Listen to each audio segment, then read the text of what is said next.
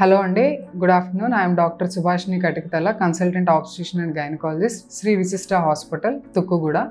ఈరోజు ఒక common doubt నేను మీతో షేర్ చేద్దాం అనుకుంటున్నాను. పేషెంట్స్ యూజువల్గా నా దగ్గరికి వస్తారు. ఓవేరియన్ సిస్ట్ అని స్కాన్ రిపోర్ట్లో చూసి, మేడం ఓవేరియన్ సిస్ట్ అని ఉంది కదా, దీనికి ఏం చేయాలి అని అడుగుతారు. నేను ఇక్కడ మీకు పేషెంట్స్కి పీపుల్కి చెప్పాలనుకుంటుంది ఏంటంటే, అన్ని ఓవేరియన్ సిస్ట్లకి మనం కంగారు పడాల్సిన అవసరం లేదు. అందులో రెండు రకాలు ఉంటాయి అన్నమాట. ఒకటి బినైన్, ఇంకోటి మ్యాలిగ్నెంట్. అది కాకుండా మూడో రకం ఏంటంటే ఫిజియలాజికల్, అంటే సహజ సిద్ధమైన సిస్ట్లు కూడా ఉంటాయి.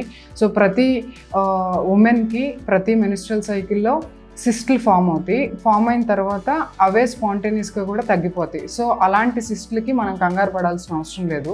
అవి కాకుండా రకరకాల ఫ్యూచర్స్తో కొన్ని సిస్ట్లు ఉంటాయి. కొన్ని సాలిడ్గా ఉంటాయి, కొన్ని ఫ్లూయిడ్ ఫిల్డ్ ఉంటాయి, కొన్ని బ్లడ్ ఫిల్డ్ ఉంటాయి. ఇలాంటి సిస్ట్లు ఏమన్నా మన స్కాన్ రిపోర్ట్లో మనం చూస్తే దానికి తగినట్టుగా మనం ఎవాల్యుయేట్ చేసుకొని అలాగ మనం డెసిషన్ అనేది తీసుకుంటాము.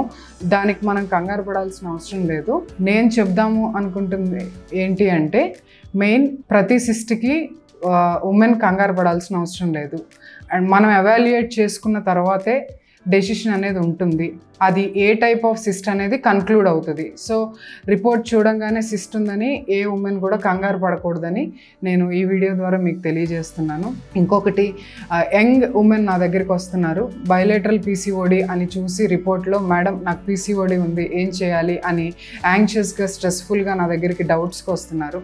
వాళ్ళకి నేను చెప్పాలనుకుంది ఏంటి అంటే, పీసీఓడి చాలామందికి ఉంటుంది. స్కాన్ రిపోర్ట్లో పీసీఓడి చూసినంత మాత్రాన కంగారు పడద్దు.